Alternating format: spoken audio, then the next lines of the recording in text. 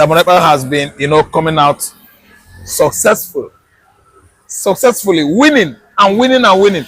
The people that testified against Simon Ekpa in the faraway Finland history, nemesis, posterity will judge them and their offspring up to how many generations to come. That is what God of Abraham said. And what? Victory. That's Nnamdi Kanu, Simon Ekpa. Since the inception of their cases in Nigeria and Finland respectively, Simon Ekpa has been, coming out successfully, winning and winning and winning, to the level that the 4 Biafrans arrested with Simon Ekpa, accused of, sponsoring or orchestrating act of terrorism in the southeastern Nigeria have been set free. I mean those 4 Igbos. Then again, Simon Ekpa's bank account in Finland has been unfrozen. They allow Simon Ekpa's account for him. Ekpa could access his account. Then again, his properties in Finland has been released to him. Simon Ekpa has free access to all his properties in Finland. What do I mean? Obsession with victory, obsession with excellence and success. Simon Ekpa has never been found indicted of any culpable activity in Nigeria and outside Nigeria. Simon Ekpa has won. Yes. That's why the whole media, within and without, outside Nigeria, are writing, telling the stories on Accusations, social media, house media platform, that Simon Ekpa is not culpable of any crime. This is a man that has taken it upon himself to defend his tribe. The tribe he actually believes is his own tribe, that is the Igbo tribe. Simon Ekpa fought and fought and fought in support of his master, Nnamdi Kanu. And Ekpa actually did well. Nobody could stop Ekpa. Nobody could accuse Ekpa of any criminality. Nigerian nation, Nigerian government, under supervision or watch of retired General Muhammad Buhari, has committed various crimes of inhumanity against fellow man in the year 2015, 16, 17, and so on and so forth, till 2023, when he left office. Buhari committed crime of inhumanity against the Igbo nation. And that was why Simon Ekpa actually, got interwoven into this kind of system. The system of agitation of Igbo man to free Igbo man was systemic since 2021. That was when Nnamdi Kanu backed out as a result of kidnap or abduction by Nigerian government when they intercepted him at Nairobi Airport, Kenya. He was kidnapped, ferried into Nigerian nation some 4 years ago. It is exactly 48 months this month. It happened 4 years ago, 48 months ago.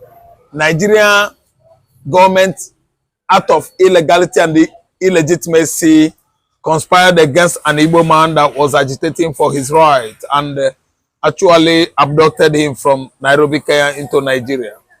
Are you listening to me? Now, the case dragged and another case dragged, which is case of Simon Ekpa stepping into Nnamdi Kanu's case.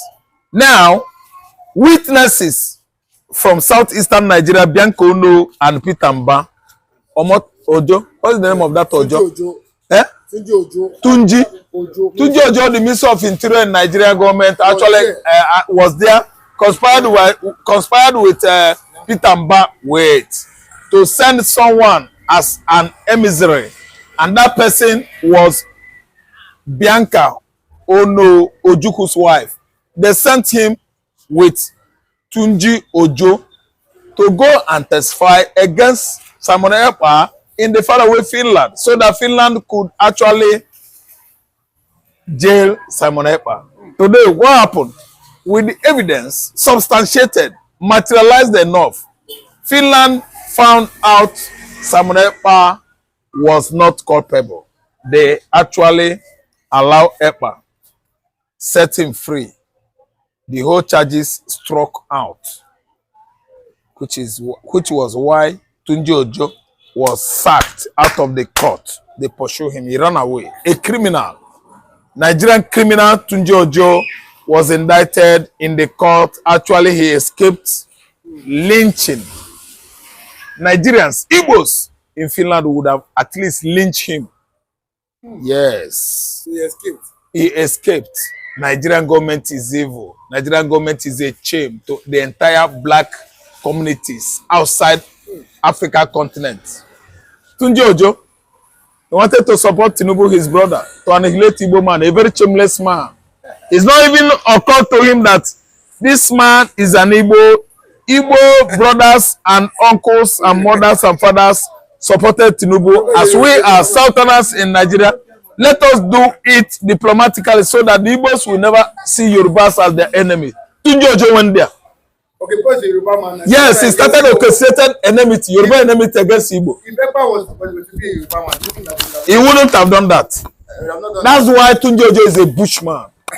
He went there, disgraced himself, and today Tunji Ojo, I'm going to use him and do many Biafra narrative contents. But is there based on the instruction of Tinubu, the president? Is there based on ethnic bigotry, religious bigotry, highly tribalized Nigerian president ever to have come into the leadership, of this country? Bola Ahmed Tinubu. A man that actually forged certificates, university certificate, he forged it. Chicago University certificate, forged. Toronto, that was Toronto University in Canada as of 1999, he forged it. And Ghana Forum took it up to nail him down. Due to pleas from various Yoruba elders, they prevailed on Ghana Forum. Ghana Forum allowed him. Today, we are under a regime, an illegitimate regime of Bola Ahmed Tinubu. Illegitimate regime till tomorrow. I'm saying it. Obi won that election. Nnamdi Kanu was illegally arrested and abducted. That was some 2 years ago. Some 4 years ago, 2021, from Nairobi, Kenya into Nigeria. Supported by Bola Ahmed Tinubu in conjunction with Buhari. What are we saying? What did you See, understand me. Bianca came for falsified witnesses with Tunji Ojo, and God disappointed them in the faraway Scandinavian country of Finland. Nobody is looking at that side.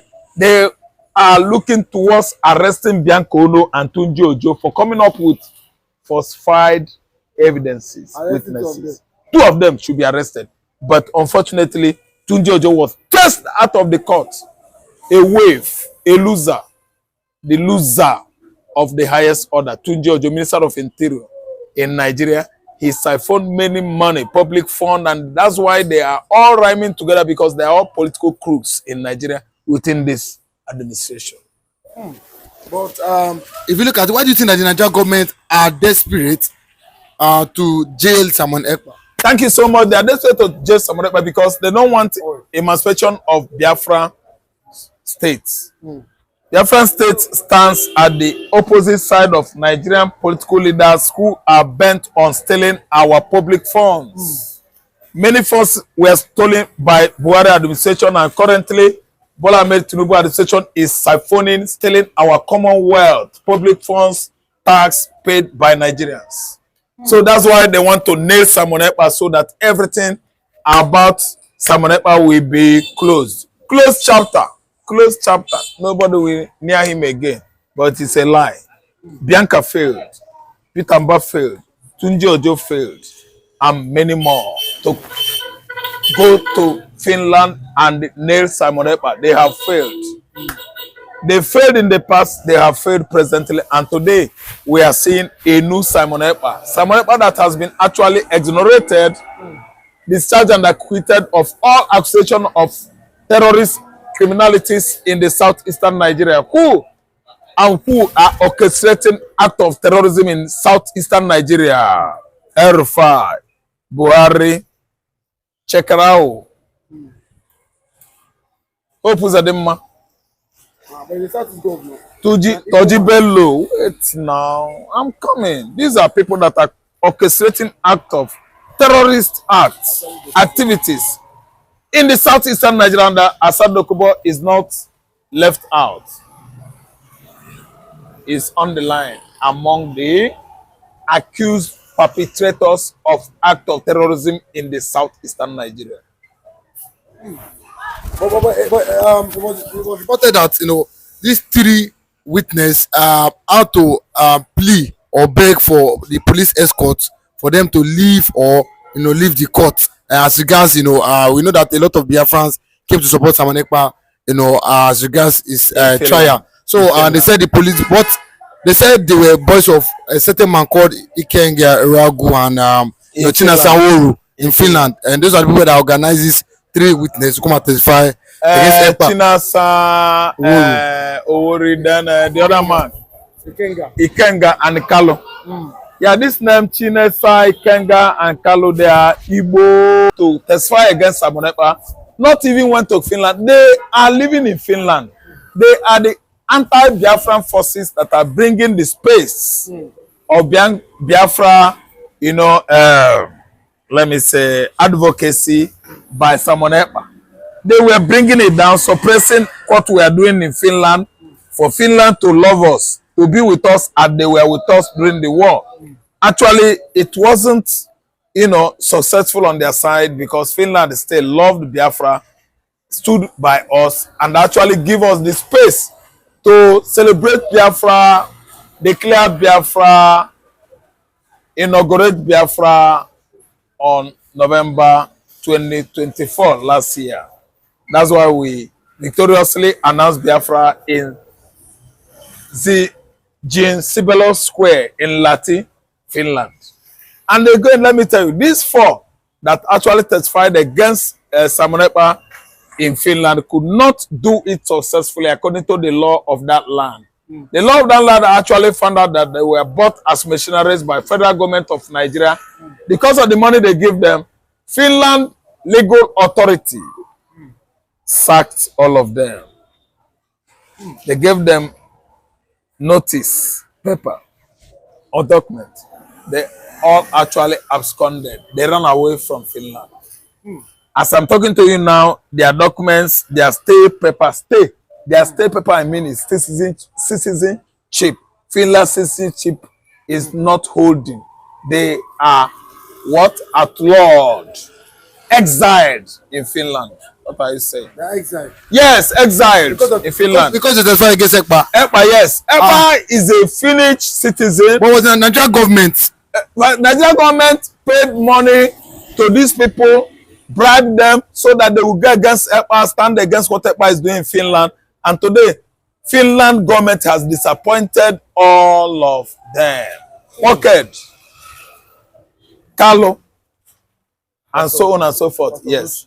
Pastor Edochie or Udochi. Udochi, you are disappointed. You must read about me on social media. You are disappointed. The Igbo ancestors, Chineke Okike Abiama, Abraham, Jacob, Isaac, they have gone against you. Let me explain. Chineke Okike Abiama, God of Abraham. Abraham himself gave birth to Isaac. Isaac is Isaac. Jacob is Jacob. Yes, are you hearing me? That's the Igbo pronunciation, and they started from onset.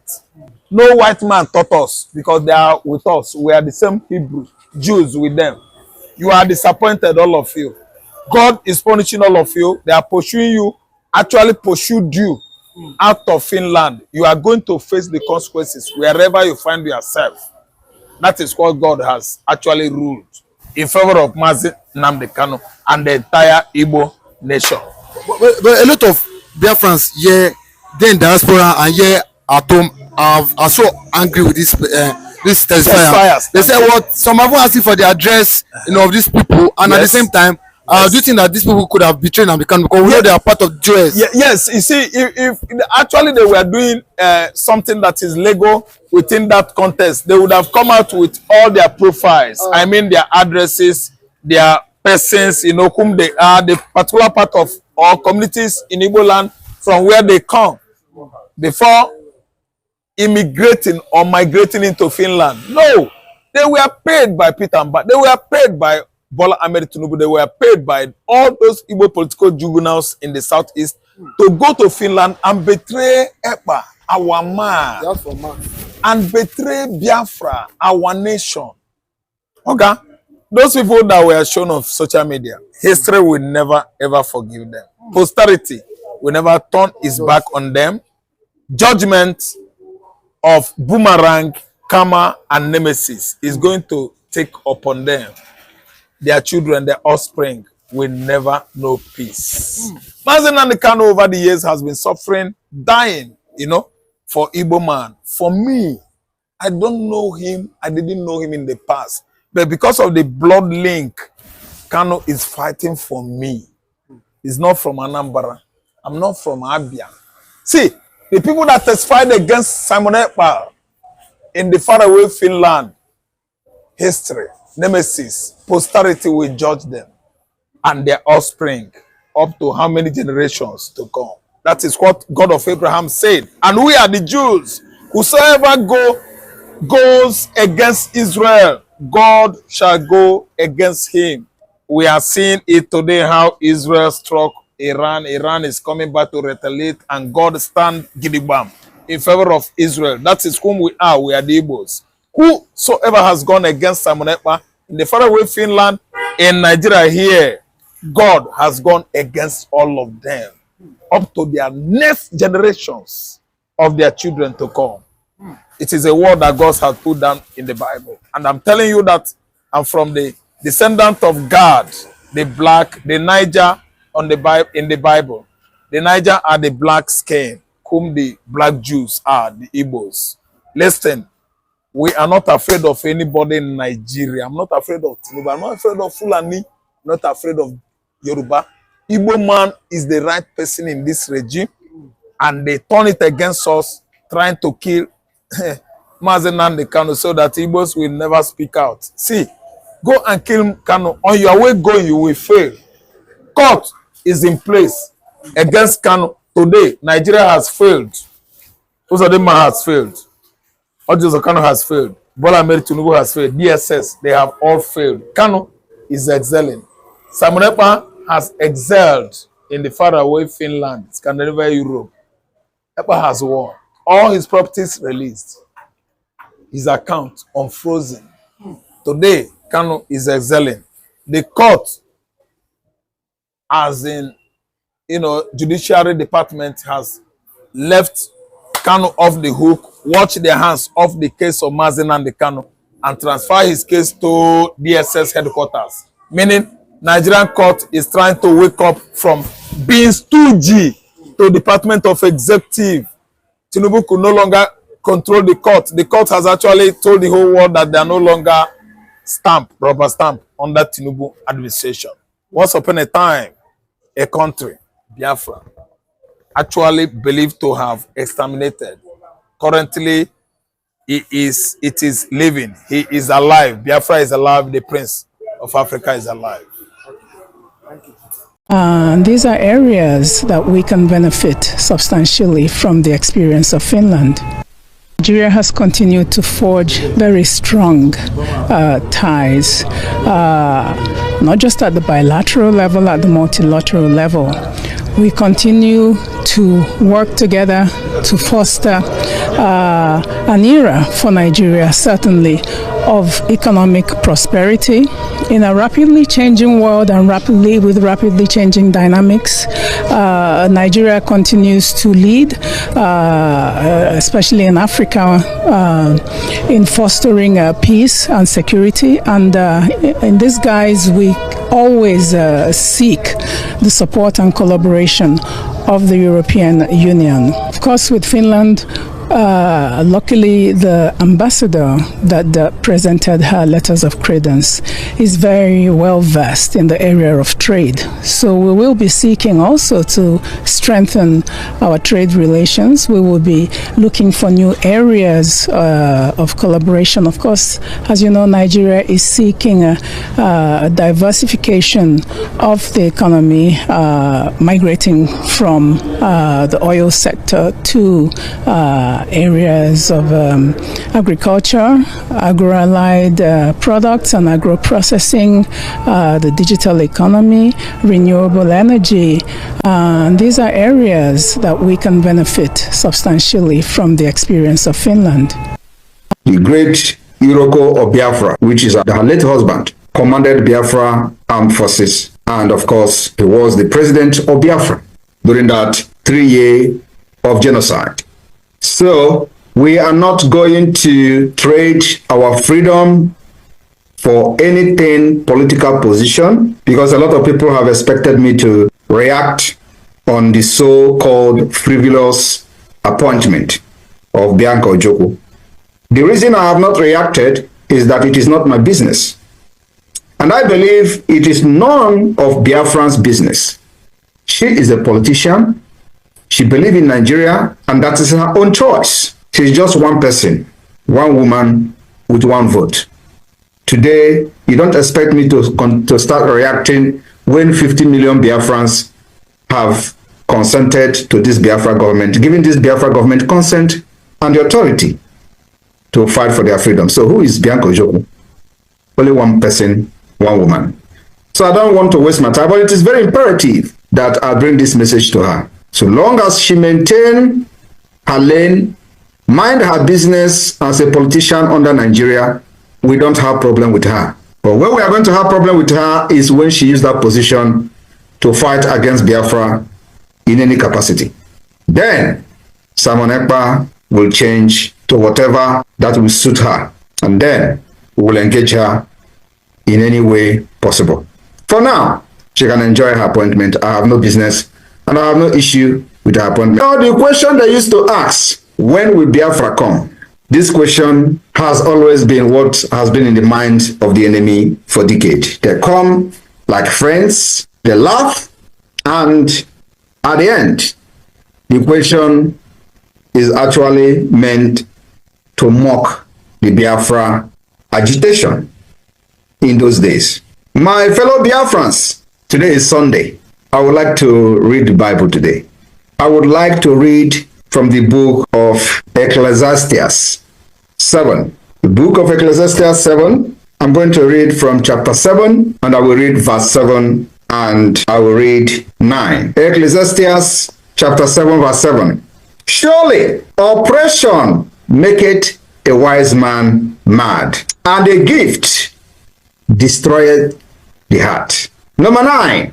Be not hasty in thy spirit to be angry, for anger rested in the bosom of fools.